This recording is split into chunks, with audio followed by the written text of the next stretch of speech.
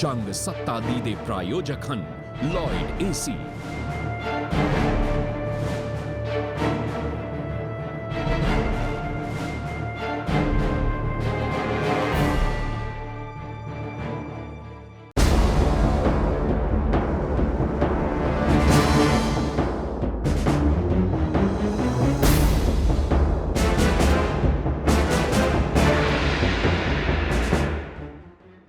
हिमाचल प्रदेश की कहने के लिए तो यूं 4 ही लोकसभा सीट हैं, लेकिन इन चारों सीटों में से 3 लोकसभा सीट हाई प्रोफाइल की मानी जा सकती हैं।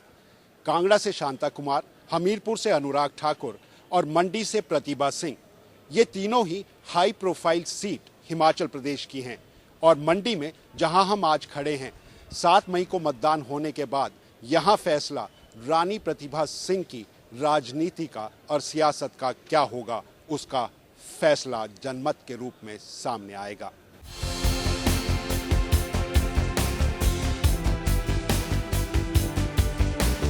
गल करते हैं मंडी लोकसभा दी, जिसकी कि मौजूदा सांसद ने प्रतिभा सिंह मुख्यमंत्री वीरभद्र सिंह की पत्नी है।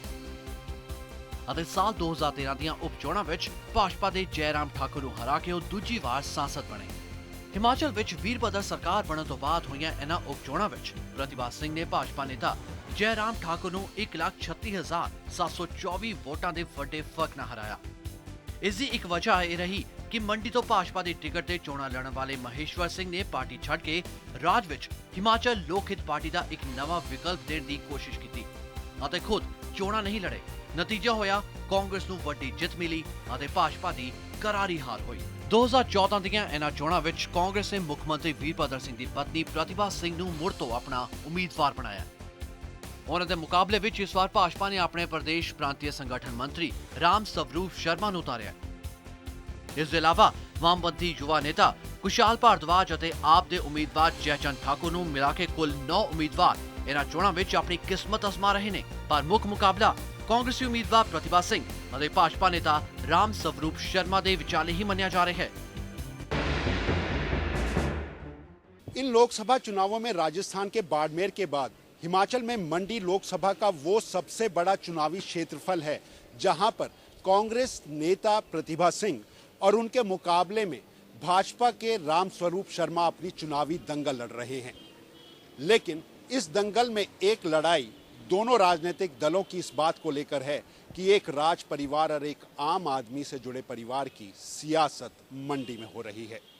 हिमाचल की इस मंडी सीट विच कुल 17 विधानसभा सीटां ने। इन्हां विच मंडी दी कुल 9 और कुल्लू दे 4 विधानसभा हल्के शामिल ने, जबकि जनजाति इलाके लाहौल स्पीति और किन्नौर विच घट आबादी वाले विस्तृत खेत्रफल के अलावा चंबा जिले के जनजाति विधानसभा सीट परमाण नूं मिला के 3 सीट इस संसदीय खेत्र विच आउंदियां ने। यही कारण है कि राज की मंडी सीट नूं राजस्थान के बाड़मेर दे बाद दूजा सब तो वड्डा चुनावी खेतर मनिया जाता है, जबकि इस संसदीय सीट विच शिमला जिले की रामपुर विधानसभा सीट भी मौजूद है, जो वीरभद्र सिंह परिवार की रियासत और उन्हां दा गृह खेतर भी है। ते हुण गल करदे हां कौन किस ते भारी है। विधानसभा के कब्जे के हिसाब नाल मंडी संसदीय सीट की 17 सीटां विच कांग्रेस के विधायकों का दबदबा विखाई दिंदा है। मोटे तौर पर कुल 17 सीटां विचों 11 सीटां ते कांग्रेस के विधायक ने और 5 सीटां ते भाजपा का कब्जा है, जबकि एक सीट हिमाचल लोकहित दे मुखी महेश्वर सिंह दे कोल है। इत्थे वीरभद्र सिंह परिवार हर चोणां विच अपने आप नूं अति सुरक्षित भी मनदा रहा है। इस बार तो वो जो कैंडिडेट है वो तो कोई पार्टी पद में भी नहीं था रहा और कोई ऐसे सामान्य पोस्ट पे भी नहीं रहा, तो लोगों को लग रहा है कि बड़ा आसान है। पर मैं समझती हूँ कि कोई भी इलेक्शन आसान ना समझा जाए और जो हमने बैटलफील्ड में उतरना है, एक दूसरे का सामना करना है, तो दूसरे को कमजोर नहीं समझना चाहिए। वीरभद्र ने 1.5 वर्षों को कोई काम नहीं किया, 205 वादे किए, कोई वादा पूरा नहीं किया। बेरोजगारों को वादा किया था कि भत्ता देंगे, बाद में उनको कौशल भत्ता देने लगे, उनको भिखारी बना के रख दिया और रोज पटवारी कानून को दफ्तर के चक्कर लगाते हैं। और तीसरा, रानी साहिबा 2 बार सांसद बनी है और तब सांसद बनती है दिल्ली में मनमोहन सिंह जी हों, यहाँ वीरभद्र जी हों और खुद सांसद बन जाती है। पिछली बार ऐसा हुआ और इस उपचुनाव में भी ऐसा हुआ, वीरभद्र जी मुख्यमंत्री बन गए, ऊपर मनमोहन जी से नीचे वीरभद्र जी थे, वो सांसद बन गई। लेकिन तीसरा टर्म जो है ये तो जनता तय करेगी। ਭਾਜਪਾ ਨੇ ਮੰਡੀ ਵਿੱਚ ਆਪਣੇ ਇੱਕ ਆਮ ਆਦਮੀ ਦਾ ਚਿਹਰਾ ਅਤੇ ਪਾਰਟੀ ਵਿੱਚ ਸੰਗਠਨ ਮੰਤਰੀ ਦੀ ਭੂਮਿਕਾ ਨਿਭਾਉਣ ਵਾਲੇ ਰਾਮ ਸਵਰੂਪ ਨੂੰ ਆਪਣਾ ਉਮੀਦਵਾਰ ਬਣਾਇਆ। ਭਾਜਪਾ ਆਮ ਆਦਮੀ ਦੇ ਇਸ ਚਿਹਰੇ ਦੇ ਜ਼ਰੀਏ ਜਿੱਤ ਦੀ ਉਮੀਦ ਦੇ ਨਾਲ ਚੋਣਾਂ ਦੇ ਨਤੀਜੇ ਵਿੱਚ ਇੱਕ ਸਰਪ੍ਰਾਈਜ਼ ਦੇਣ ਦਾ ਦਾਅਵਾ ਕਰ ਰਹੀ ਹੈ। ਮੰਡੀ ਵਿੱਚ ਕਾਂਗਰਸ ਅਤੇ ਭਾਜਪਾ ਦੋਨਾਂ ਦੇ ਆਪਣੇ ਚੋਣ ਜਿੱਤ ਦੇ ਦਾਅਵੇ ਨੇ। ਪ੍ਰਤਿਭਾ ਸਿੰਘ ਦੇ ਲਈ UPA 1 ਅਤੇ 2 ਦੇ ਕੰਮਾਂ ਨੂੰ ਗਿਣਾਉਣ ਦੀ ਮਜਬੂਰੀ ਤਾਂ ਹੈ ਹੀ, ਪਰ ਉਹਨਾਂ ਨੂੰ ਕੁਝ ਭਰੋਸਾ ਸੱਤਾ ਵਿੱਚ ਹੋਣ ਦਾ ਅਤੇ ਉਸ ਤੋਂ ਵੀ ਜ਼ਿਆਦਾ ਆਪਣੇ ਮੁੱਖ ਮੰਤਰੀ ਪਤੀ ਵੀਰਭੱਦਰ ਸਿੰਘ ਦੇ ਵੱਡੇ ਜਨਾਧਾਰ ਦਾ ਹੈ। ਉੱਥੇ ਭਾਜਪਾ ਮੋਦੀ ਦੀ ਲਹਿਰ ਤੇ ਸਵਾਰ ਹੋਣ ਦੇ ਨਾਲ ਇਸ ਵਾਰ ਇਹਨਾਂ ਚੋਣਾਂ ਨੂੰ ਆਮ ਆਦਮੀ ਅਤੇ ਰਾਜ ਪਰਿਵਾਰ ਦੇ ਵਿਚਾਲੇ ਦਾ ਮੁਕਾਬਲਾ ਬਣਾ ਰਹੀ है।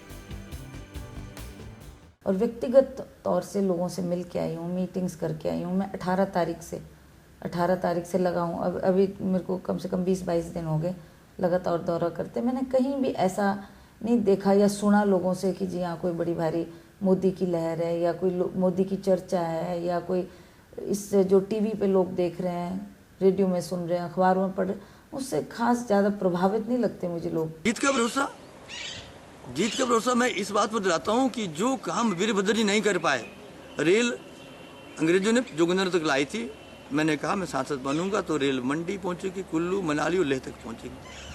जंग में सीमेंट पर आधारित माने नमक पर आधारित उद्योग लगेगा, लाखों करोड़ों की आमदनी होगी और बेरोजगारों को रोजगार मिलेगा।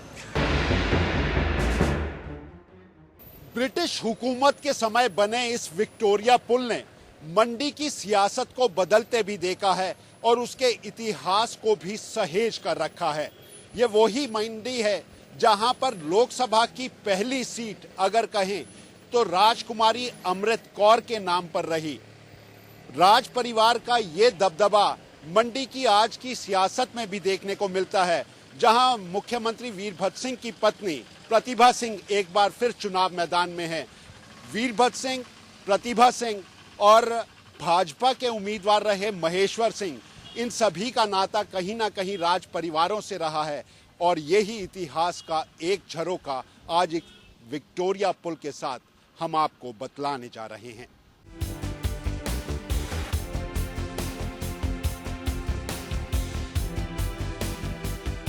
1952 ਵਿੱਚ ਮੰਡੀ ਤੋਂ ਪਟਿਆਲਾ ਰਾਜਘਰਾਣੇ ਨਾਲ ਜੁੜੀ ਰਾਜਕੁਮਾਰੀ ਅੰਮ੍ਰਿਤ ਕੌਰ ਨੂੰ ਹਿਮਾਚਲ ਦੀ ਪਹਿਲੀ ਮਹਿਲਾ ਸਾਂਸਦ ਬਣਨ ਦਾ ਮਾਣ ਹਾਸਿਲ ਹੈ। ਉਸ ਸਮੇਂ ਹਿਮਾਚਲ ਦੇ ਕਈ ਇਲਾਕੇ ਪੰਜਾਬ ਦਾ ਹੀ ਹਿੱਸਾ ਸਨ। 1957 ਵਿੱਚ ਮੰਡੀ ਰਿਆਸਤ ਦੇ ਰਾਜਾ ਜੋਗਿੰਦਰ ਸੇਨ ਅਤੇ 1962 ਵਿੱਚ ਸੁਕੇਤ ਰਿਆਸਤ ਦੇ ਰਾਜਾ ਲਲਿਤ ਸੇਨ ਕਾਂਗਰਸ ਦੀ ਟਿਕਟ ਤੇ ਹੀ ਸੰਸਦ ਤੱਕ ਪਹੁੰਚੇ ਸਨ। 1967 ਵਿੱਚ ਵੀ ਰਾਜਾ ਲਲਿਤ ਸੇਨ ਨੇ ਹੀ ਚੋਣਾਂ ਜਿੱਤੀਆਂ, ਪਰ ਇਸ ਤੋਂ ਬਾਅਦ 1977 ਵਿੱਚ ਜਨਤਾ ਪਾਰਟੀ ਦੀ ਲਹਿਰ ਦੇ ਦੌਰਾਨ ਗੰਗਾ ਸਿੰਘ ਨੇ ਪਹਿਲੀ ਵਾਰ ਕਾਂਗਰਸ ਦੀ ਚੁਣੌਤੀ ਤੋੜੀ ਅਤੇ ਫਿਰ 1979 ਦੀਆਂ ਚੋਣਾਂ ਵਿੱਚ ਉਹ ਮੁੜ ਤੋਂ ਚੁਣੇ ਗਏ।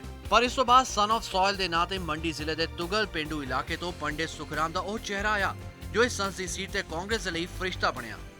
ਰਾਜ ਦੀ ਸਿਆਸਤ ਛੱਡ ਕੇ ਪੰਡਿਤ ਸੁਖਰਾਮ 1985 ਵਿੱਚ ਪਹਿਲੀ ਵਾਰ ਸਾਂਸਦ ਬਣੇ ਅਤੇ ਉਸ ਸਮੇਂ ਦੇ ਪ੍ਰਧਾਨ ਮੰਤਰੀ ਰਾਜੀਵ ਗਾਂਧੀ ਦੇ ਕਰੀਬੀਆਂ ਵਿੱਚ ਆਪਣੀ ਥਾਂ ਬਣਾਉਣ ਵਿੱਚ ਵੀ ਸਫਲ ਰਹੇ।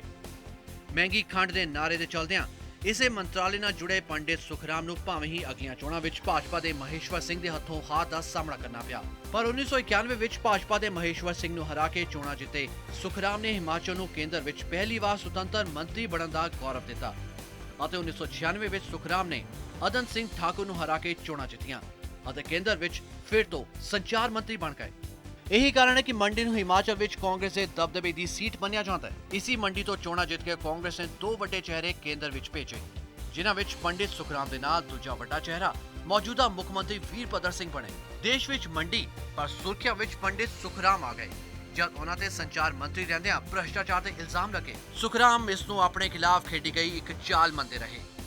ਇਸੇ ਦੇ ਕਾਰਨ ਉਸ ਸਮੇਂ ਦੇ ਮੁੱਖ ਮੰਤਰੀ ਵੀਰਭੱਦਰ ਸਿੰਘ ਅਤੇ ਕੇਂਦਰ ਵਿੱਚ ਉਸ ਸਮੇਂ ਮੰਤਰੀ ਰਹੇ ਸੁਖਰਾਮ ਦੇ ਸਿਆਸੀ ਰਿਸ਼ਤਿਆਂ ਵਿੱਚ ਵੀ ਜ਼ਬਰਦਸਤ ਖਟਾਸ ਆ ਗਈ। ਪਰ ਦੇਸ਼ ਭਰ ਵਿੱਚ ਚਰਚਾ ਵਿੱਚ ਆਈ ਮੰਡੀ ਸੀਟ ਨਾਲ ਜੁੜੇ ਸਾਂਸਦ ਤੇ ਲੱਗੇ ਭ੍ਰਿਸ਼ਟਾਚਾਰ ਦੇ ਇਲਜ਼ਾਮਾਂ ਦੇ ਚਲਦਿਆਂ ਕਾਂਗਰਸ ਦੇ ਇਸ ਦਿੱਗਜ ਨੇਤਾ ਨੂੰ ਮੰਤਰੀ ਦਾ ਅਹੁਦਾ ਵੀ ਛੱਡਣਾ ਪਿਆ ਅਤੇ ਕਾਂਗਰਸ ਵੀ। ਪਾਰਟੀ ਛੱਡਣ ਤੋਂ ਬਾਅਦ ਸੂਬੇ ਵਿੱਚ ਪਰਤੇ ਪੰਡਿਤ ਸੁਖਰਾਮ ਹਿਮਾਚਲ ਲੋਕ ਕਾਂਗਰਸ ਦਾ ਗਠਨ ਕਰਕੇ ਜਨਤਾ ਦੀ ਅਦਾਲਤ ਵਿੱਚ ਪਹੁੰਚ ਗਏ ਅਤੇ 1998 ਵਿੱਚ ਪਹਿਲੀ ਵਾਰ ਕਾਂਗਰਸੀ ਟਿਕਟ ਤੇ ਚੋਣਾਂ ਵਿੱਚ ਉਤਰੀ ਪ੍ਰਤਿਭਾ ਸਿੰਘ ਤੋਂ ਕਰਾਰੀ ਹਾਰ ਵੀ ਝੱਲਣੀ ਪਈ। ਇਹਨਾਂ ਚੋਣਾਂ ਨੇ ਸੁਖਰਾਮ ਦੇ ਸੰਸਦ ਪਹੁੰਚਣ ਦਾ ਰਸਤਾ ਤਾਂ ਜ਼ਰੂਰ ਰੋਕ ਦਿੱਤਾ, ਪਰ ਪੰਡਿਤ ਸੁਖਰਾਮ ਦੀ ਹਿਮਾਚਲ ਵਿਕਾਸ ਕਾਂਗਰਸ ਨੇ ਰਾਜ ਵਿਧਾਨ ਸਭਾ ਚੋਣਾਂ ਵਿੱਚ ਜ਼ਬਰਦਸਤ ਪ੍ਰਦਰਸ਼ਨ ਕੀਤਾ। ਪੰਡਿਤ ਸੁਖਰਾਮ ਨੇ 1998 ਤੋਂ 2003 ਵਿੱਚ ਭਾਜਪਾ ਦੇ ਨਾਲ ਗਠਬੰਧਨ ਕਰਕੇ ਰਾਜ ਵਿੱਚ ਪਹਿਲੀ ਵਾਰ ਭਾਜਪਾ ਦੀ ਧੁਮਲ ਸਰਕਾਰ ਨੂੰ ਪੂਰੇ 5 ਸਾਲਾਂ ਤੱਕ ਚੱਲਣ ਦਾ ਇਤਿਹਾਸ ਵੀ ਰਚਵਾਇਆ। ਇਸ ਤੋਂ ਪਹਿਲਾਂ ਨਾ ਹੀ ਜਨਤਾ ਪਾਰਟੀ ਅਤੇ 1990 ਵਿੱਚ ਰਾਜ ਵਿੱਚ ਬਣੀ ਭਾਜਪਾ ਦੀ ਸ਼ਾਨਦਾਰ ਸਰਕਾਰ ਆਪਣੇ ਕਾਰਜਕਾਲ ਦੇ 5 ਸਾਲ ਪੂਰੀ ਕਰ ਪਾਈ ਸੀ। ਰਾਜ ਵਿੱਚ ਆਪਣੀ ਅਤੇ ਆਪਣੀ ਪਾਰਟੀ ਦੀ ਜਿੱਤ ਤੋਂ ਭਾਵੇਂ ਹੀ ਪੰਡਿਤ ਸੁਖਰਾਮ ਨੇ ਭ੍ਰਿਸ਼ਟਾਚਾਰ ਦੇ ਕਲੰਕ ਨੂੰ ਧੋਣ ਦੀ ਆਪਣੀ ਕੋਸ਼ਿਸ਼ ਕੀਤੀ, ਪਰ ਸਿਆਸਤ ਤੋਂ ਸੰਨਿਆਸ ਤੱਕ ਉਹ ਅਦਾਲਤ ਦੇ ਫੈਸਲੇ ਵਿਚਾਲੇ ਹੀ ਫਸਦੇ ਰਹੇ ਅਤੇ ਬਾਅਦ ਵਿੱਚ ਉਹਨਾਂ ਨੇ ਵੀਰਭਦਰ ਸਿੰਘ ਤੋਂ ਦੁਬਾਰਾ ਰਿਸ਼ਤੇ ਜੋੜ ਕੇ ਮੰਡੀ ਤੋਂ ਆਪਣੇ ਬੇਟੇ ਅਨਿਲ ਸ਼ਰਮਾ ਦੀ ਸਿਆਸਤ ਨੂੰ ਅੱਗੇ ਵਧਾਇਆ। ਅਨਿਲ ਹੁਣ ਵੀਰਭਦਰ ਸਰਕਾਰ ਵਿੱਚ ਕੈਬਨਿਟ ਮੰਤਰੀ ਨੇ। ਉਧਰ ਪੰਡਿਤ ਸੁਖਰਾਮ ਦੀ ਗੈਰ ਮੌਜੂਦਗੀ ਵਿੱਚ ਭਾਜਪਾ ਨੇ 1999 ਵਿੱਚ ਕਾਂਗਰਸ ਦੀ ਇਸ ਰਿਵਾਇਤੀ ਸੀਟ ਨੂੰ ਇੱਕ ਵਾਰ ਫੇਰ ਤੋਂ ਖੋਲਿਆ। ਭਾਜਪਾ ਦੇ ਮਹੇਸ਼ਵਰ ਸਿੰਘ ਨੇ ਕਾਂਗਰਸ ਉਮੀਦਵਾਰ ਕੌਲ ਸਿੰਘ ਠਾਕੁਰ ਨੂੰ ਚੋਣਾਂ ਵਿੱਚ ਭਟਕਣੀ ਦਿੱਤੀ। 2004 ਦੀਆਂ ਚੋਣਾਂ ਵਿੱਚ ਕਾਂਗਰਸ ਦੀ ਪ੍ਰਤਿਭਾ ਸਿੰਘ ਅਤੇ ਫਿਰ 2009 ਵਿੱਚ ਵੀਰਭਦਰ ਸਿੰਘ ਨੇ ਮਹੇਸ਼ਵਰ ਸਿੰਘ ਨੂੰ ਚੋਣਾਂ ਵਿੱਚ ਹਰਾ ਕੇ ਕਾਂਗਰਸ ਦੀ ਇਸ ਰਿਵਾਇਤੀ ਸੀਟ ਤੇ ਮੁੜ ਤੋਂ ਕਬਜ਼ਾ ਕਰ ਲਿਆ। ਮੰਡੀ ਨੂੰ ਹਿਮਾਚਲ ਵਿੱਚ ਹਾਈ ਪ੍ਰੋਫਾਈਲ ਅਤੇ ਪ੍ਰਤਿਸ਼ਠਾ ਦਾ ਸਵਾਲ ਮੰਨਿਆ ਜਾ ਰਿਹਾ ਹੈ। ਉਸ ਦੀ ਵਜ੍ਹਾ ਇਸ ਸੀਟ ਤੇ ਪ੍ਰਤਿਭਾ ਸਿੰਘ ਨਹੀਂ ਬਲਕਿ ਮੁੱਖ ਮੰਤਰੀ ਵੀਰਭਦਰ ਸਿੰਘ ਦਾ ਦਬਦਬਾ ਜ਼ਿਆਦਾ ਮੰਨਿਆ ਜਾ ਰਿਹਾ ਹੈ। ਇਸ ਦਾ ਕਾਰਨ ਚੋਣਾਂ ਵਿੱਚ ਭ੍ਰਿਸ਼ਟਾਚਾਰ ਦਾ ਇੱਕ ਮੁੱਦਾ ਵੀ ਰਿਹਾ ਹੈ। ਚੋਣਾਂ ਵਿੱਚ ਭਾਜਪਾ ਇਲਜ਼ਾਮ ਲਗਾ ਰਹੀ ਹੈ ਕਿ ਕੇਂਦਰ ਵਿੱਚ ਸਟੀਲ ਮੰਤਰਾਲਾ ਸੰਭਾਲਣ ਵਾਲੇ ਮੌਜੂਦਾ ਮੁੱਖ ਮੰਤਰੀ ਵੀਰਭਦਰ ਸਿੰਘ ਤੇ VBS ਫਾਈਲ ਨਾਲ ਜੁੜੇ ਭ੍ਰਿਸ਼ਟਾਚਾਰ ਅਤੇ ਸੇਬਾਂ ਦੇ ਦਰਖਤਾਂ ਦੇ ਪੈਸੇ ਉਗਾਉਣ ਦੇ ਮਾਮਲੇ ਸ਼ਾਮਿਲ ਨੇ। ਇਹੀ ਨਹੀਂ, ਭਾਜਪਾ ਨੇ ਪ੍ਰਤਿਭਾ ਸਿੰਘ ਅਤੇ ਵੀਰਭਦਰ ਸਿੰਘ ਤੇ ਇੱਕ ਨਿੱਜੀ ਵਪਾਰੀ ਤੋਂ ਕਰੋੜਾਂ ਰੁਪਏ ਲੋਨ ਲੈਣ ਅਤੇ ਨਾਮਜ਼ਦਗੀ ਪੱਤਰ ਵਿੱਚ ਜ਼ਮੀਨ ਜਾਇਦਾਦ ਦੀ ਗਲਤ ਜਾਣਕਾਰੀ ਦੇਣ ਦਾ ਮੁੱਦਾ ਵੀ ਚੁੱਕਿਆ ਹੋਇਆ, ਜਦਕਿ ਵੀਰਭਦਰ ਸਿੰਘ ਪਰਿਵਾਰ ਨੇ ਇਹਨਾਂ ਨੂੰ ਲੈ ਕੇ ਅਰੁਣ ਜੇਟਲੀ, ਸਾਬਕਾ ਮੁੱਖ ਮੰਤਰੀ ਧੂਮਲ ਅਤੇ ਅਨੁਰਾਗ ਠਾਕੁਰ ਸਮੇਤ 4 ਲੋਕਾਂ ਦੇ ਖਿਲਾਫ ਸ਼ਿਮਲਾ ਦੀ ਅਦਾਲਤ ਵਿੱਚ ਮਾਣਹਾਨੀ ਦਾ ਦਾਅਵਾ ਵੀ ਠੋਕਿਆ ਹੋਇਆ। ਜਦਕਿ ਦੂਜੇ ਪਾਸੇ ਕਾਂਗਰਸ HPCA ਦੇ ਬਹਾਨੇ ਸਾਬਕਾ ਮੁੱਖ ਮੰਤਰੀ ਪ੍ਰੇਮ ਕੁਮਾਰ ਧੂਮਲ ਅਤੇ ਉਹਨਾਂ ਦੇ ਸਾਂਸਦ ਬੇਟੇ ਅਨੁਰਾਗ ਠਾਕੁਰ ਦੇ ਖਿਲਾਫ ਖੇਡ ਦੀ ਸਿਆਸਤ ਕਰਨ ਦਾ ਇਲਜ਼ਾਮ ਲਗਾ ਰਹੀ है। हम लोग जब ये इन्होंने ये इसकी शुरुआत की, ये बीजेपी की बात मैं कर रही हूँ, धूमल जी और उनके बेटों की बात कर रही हूँ कि इन्होंने जिस तरीके की किस हद तक ये गिरे और किस हद तक ये गए और किस तरीके के आरोप इन्होंने लगाए, इस बात का हमें बहुत खेद है कि अगर आपने राजनीतिक लड़ाई लड़नी, आप राजनीति की बातें करें ना, ये व्यक्तिगत तौर पे किसी के ऊपर छीताकशी करनी, किसी को बदनाम करने की कोशिश करनी, किसी को सत्ता से हटाने, आप ऐसे नहीं हटा पा रहे तो आप ऐसे ऐसे आरोप लगा के उसको सत्ता से बाहर हटाना चाहते हो। और जिस तरीके से इन्होंने ये खेल रचाया, इस बात का हमें बहुत अफसोस है। और मेरे को लगता है कि अगर ऐसी हालात चलते रहे तो कोई अच्छा व्यक्ति या कोई भी अच्छा इंसान जो जनता की सेवा के भाव से लोगों के बीच में आकर जनता की सेवा करना चाहता, वो कभी भी इसमें नहीं आना चाहेगा, क्योंकि वो डरेंगे ना कि हमारे ऊपर ऐसे ऐसे आरोप लग सकते हैं। लेकिन आप कैसे देखते हैं, क्योंकि भाजपा बराबर एक बात कह रही है, वो कहते हैं VBS फाइल का मुद्दा है, वक्का मुल्ला का मुद्दा है, हम आरोप लगा रहे हैं लेकिन हमें जवाब नहीं मिल रहा है। आखिर आपको लगता है कि जवाब आपकी तरफ से नहीं दिया जा रहा है? देखो, आप पहले तो ये आप खुद ही कह रहे आरोप है ना, ये आप प्रूफ तो करो ना, प्रूफ तो करो। किसी को कोई चोर बोलने से कोई चोर हो जाता है?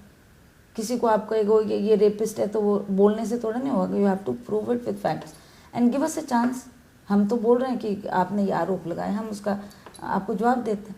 अब ऐसे किसी को आरोप लगाकर आप बदनाम करने की कोशिश करें, दैट इज़ वेरी बहुत दुर्भाग्यपूर्ण बात है। आप इन्हें दुर्भाग्यपूर्ण मानती हैं, लेकिन एक सवाल जो भाजपा बराबर इन आरोपों के साथ लगा रही है, वो कहते हैं कि पॉलिटिक्स ऑफ वेंडेटा हिमाचल में किया जा रहा है। अपने मुद्दों के, भ्रष्टाचार के मुद्दों से ध्यान हटाने के लिए HPCA को निशाना बनाया जा रहा है। नहीं, ऐसा कुछ नहीं है। हमने क्यों हटाना ध्यान अभी भी लोगों का, अगर लोग समझेंगे, लोग हिमाचल प्रदेश की जनता जानती है वीरभद्र सिंह को, जानती है। पिछले 52 साल से जनता ने उसको परखा, देखा और बार बार उस कुर्सी पे इसलिए बैठाया। अगर वो करप्ट होते, वो बेईमान होते, क्यों जनता उनको दोबारा वोट करती है, दोबारा उस कुर्सी पे बैठाए। ਕਾਂਗਰਸ ਦਾ ਇਲਜ਼ਾਮ ਹੈ ਕਿ HPCA ਨੂੰ ਸੁਸਾਇਟੀ ਤੋਂ ਕੰਪਨੀ ਬਣਾ ਕੇ ਧੂਮਲ ਪਰਿਵਾਰ ਨੇ ਇਸ ਨੂੰ ਆਪਣੀ ਬਪੌਤੀ ਬਣਾ ਲਿਆ। ਇਸ ਨੂੰ ਲੈ ਕੇ ਵਿਜੀਲੈਂਸ ਜਾਂਚ ਜਾਰੀ ਹੈ ਅਤੇ HPCA ਦੀ ਇੱਕ ਅਰਜ਼ੀ ਦੇ ਹਾਲ ਹੀ ਵਿੱਚ ਹਾਈ ਕੋਰਟ ਤੋਂ ਰੱਦ ਹੋਣ ਤੋਂ ਬਾਅਦ ਉਤਸ਼ਾਹਤ ਰਾਜ ਵਿਜੀਲੈਂਸ ਬਿਊਰੋ ਨੇ ਅਨੁਰਾਗ ਠਾਕੁਰ ਅਤੇ ਸਾਬਕਾ ਮੁੱਖ ਮੰਤਰੀ ਧੂਮਲ ਦੇ ਖਿਲਾਫ ਵੀ ਚਲਾਨ ਪੇਸ਼ ਕਰਕੇ ਭਾਜਪਾ ਅਤੇ ਧੂਮਲ ਪਰਿਵਾਰ ਦੀਆਂ ਮੁਸ਼ਕਲਾਂ ਜ਼ਰੂਰ ਵਧਾ ਦਿੱਤੀਆਂ ਨੇ। ਅਜੇ ਵਿੱਚ ਭ੍ਰਿਸ਼ਟਾਚਾਰ ਨੂੰ ਲੈ ਕੇ ਕਾਂਗਰਸ ਅਤੇ ਭਾਜਪਾ ਦੇ ਆਪਣੇ ਦਾਅਵੇ ਨੇ ਅਤੇ ਪ੍ਰਤਿਭਾ ਸਿੰਘ ਇਹਨਾਂ ਨੂੰ ਆਪਣੇ ਅਤੇ ਪਰਿਵਾਰ ਦੀ ਪ੍ਰਤੀ ਇੱਕ ਵੱਖਰੀ ਸਿਆਸਤ ਸਾਜ਼ਿਸ਼ ਠਹਿਰਾ ਰਹੀ ਹੈ।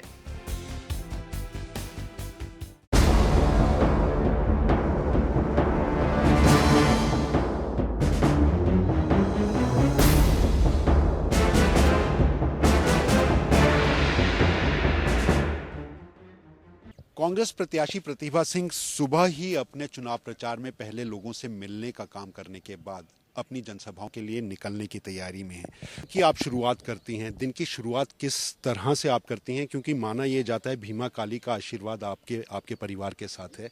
आपकी पूरी चुनावी जनसभाओं की और इसकी दिन की शुरुआत कैसे होती है? देखिए, मैं सुबह उठते ही सबसे पहले नहा धो के अपनी देवी देवताओं को हम लोग स्मरण करते हैं, उनका आशीर्वाद लेते हैं और हम आश्वस्त होते हैं कि उनका साथ है, उनका समर्थन है, उनका आशीर्वाद है, जिस वजह से वो कॉन्फिडेंस भी हमारे में बिल्ड होता है और उनका आशीर्वाद लेकर हम फील्ड में निकलते हैं। तो मुझे को लगता है कि हर पग में उसका साया हमारे ऊपर है और वो सच्चाई का अवश्य ईश्वर साथ देता है और भगवती हमारे साथ पग पग पे चलती है, क्योंकि हम लोगों की सेवा करने के लिए लोगों के बीच में निकले हैं। प्रतिभा जी, भ्रष्टाचार की बात, दोनों तरफ से आरोप प्रत्यारोप, क्या कहेंगे? देखिए, जहाँ तक ये HPCA की बात है, आप लोग जानते हैं हिमाचल प्रदेश की जो भूमि 250 करोड़ रुपए की जो जमीन जो इन्होंने 1 रुपए की लीज पर उसको दिया है और वो इन्हीं के कार्यकाल में हुआ है, तो क्यों ना हम उस बात को लोगों के सामने रखें। और ये भ्रष्टाचार नहीं तो और क्या है।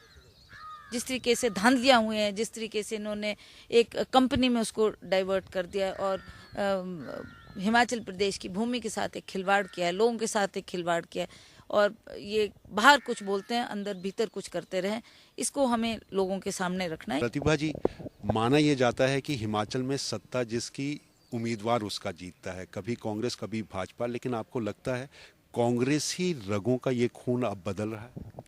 नहीं, ऐसी बात नहीं है। देखें, आप जानते हैं हिमाचल प्रदेश में बहुत बड़े लंबे अरसे तक कांग्रेस ने शासन किया है और कांग्रेस सत्ता में रही है और लोग जानते हैं कि हिमाचल प्रदेश में जो ये विकास, तरक्की, उन्नति क्षेत्र जगह जगह दिखती है, वो कांग्रेस सरकार की देन है।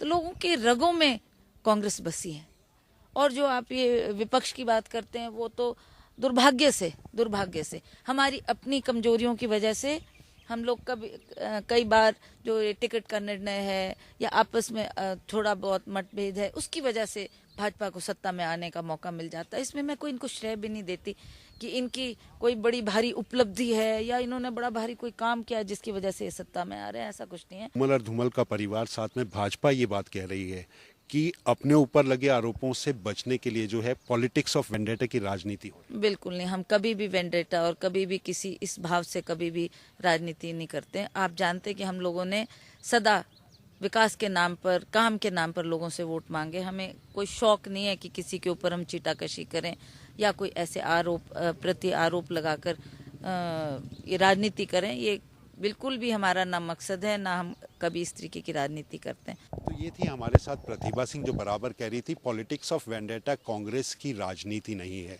और इसी के साथ उन्होंने कहा है, पहले भी वीरभद्र सिंह और उनका परिवार इस छीटाकशी से निकलता रहा है, अदालत के फैसले में इस बार भी निकलेंगे और जनता की अदालत भी उन्हें ही अपना आशीर्वाद देगी।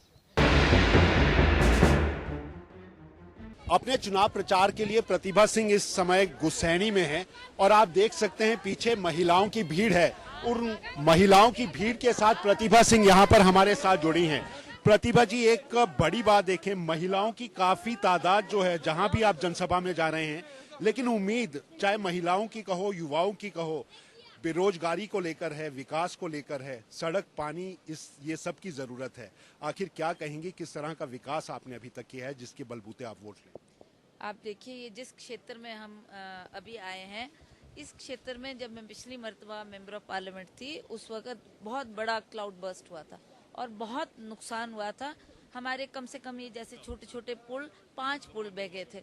मैं स्वयं इस क्षेत्र में आई और उस वक्त तुरंत हमने सरकार से 75 लाख रुपए की यहाँ पर धनराशि दिलवाई ताकि इनके ये पुलों का निर्माण भी हो। और जिस पुल पे अभी हम चल रहे हैं, ये पुल भी कहीं और था और तुरंत लाके 1 महीने के अंदर अंदर हमने ये रिस्टोर किया और ये तुरंत इस पुल के लगने से इनका यातायात फिर शुरू हुआ। अदरवाइज ये इलाका बिल्कुल कट ऑफ हो गया था। बड़ा सवाल ये है, राजनीतिक पार्टियां बराबर बात करती हैं कि महिलाओं को 50% या 33% राजनीति के भीतर भी और समाज के विकास के भीतर भी लाया जाएगा।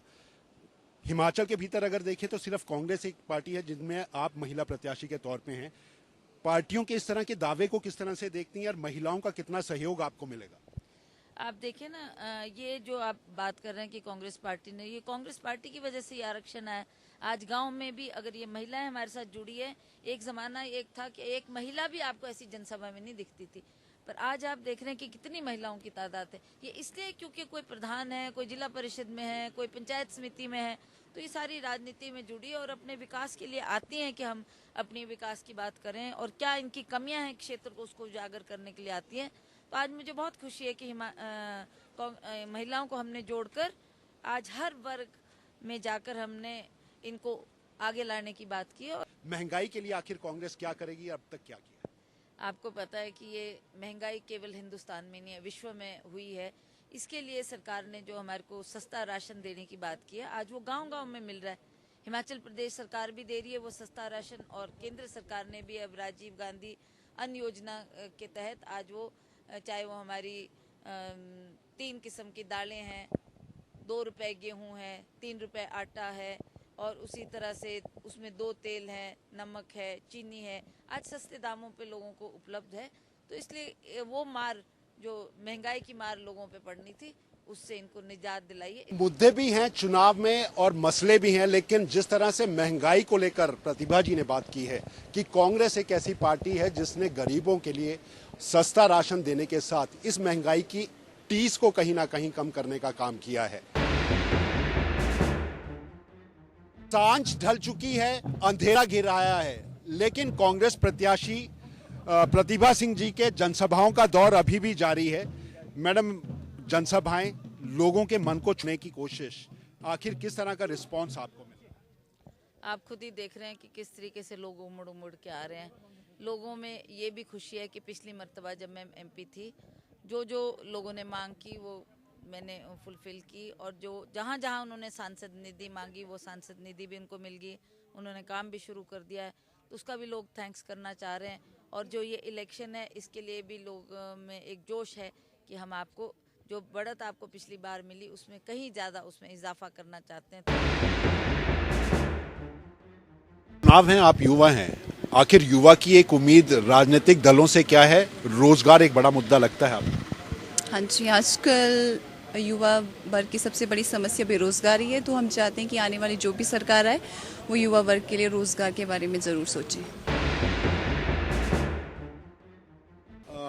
यहाँ पर आज आप नेता देख रहे हैं, क्या नेता रोज रोज आते हैं या सिर्फ चुनावों में दिखते हैं? नहीं जी, रोजाना नहीं आते हैं, कभी कभी आते हैं चुनावों में। आप राशन की दुकान से आ रही हैं, महंगाई क्या लगता है इस बार जो है काफी ज्यादा? हाँ जी, काफी ज्यादा। किस तरह का असर महंगाई डाल रही है आप? हमारे लिए डिपू का राशन भी बहुत महंगा राशन। तो अगर आपने अपने किसी नेता को चुनना या पार्टी को चुनना है तो उससे क्या मांग करेंगी, क्या ठीक होना चाहिए? सस्ता राशन मांगना चाहते हैं हम, ठीक होना चाहिए। गरीबों ने कैसे जीना है? तो अभी क्या सस्ता राशन नहीं मिल रहा है? नहीं जी। कितना राशन मिल जाता है आपको? 15 किलो आटा, 7 किलो चावल।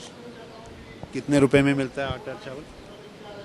आटा चावल मिलते 10 रुपया किलो, आटा देते हैं 8।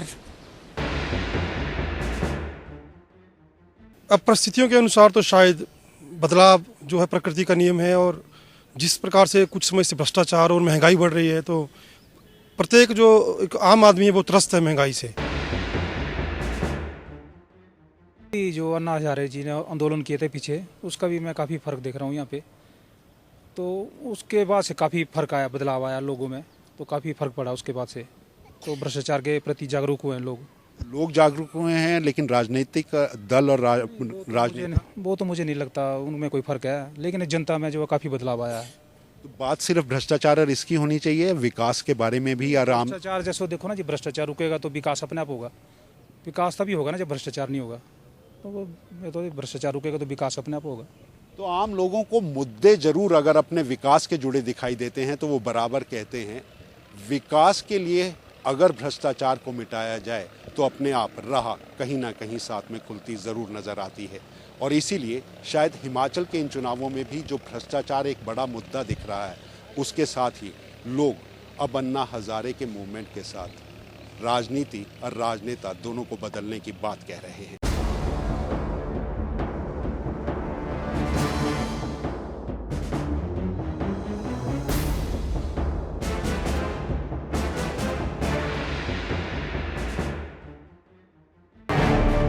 ਜੰਗ ਸੱਤਾ ਦੀ ਦੇ ਪ੍ਰਾਯੋਜਕ ਹਨ ਲॉयड एसी।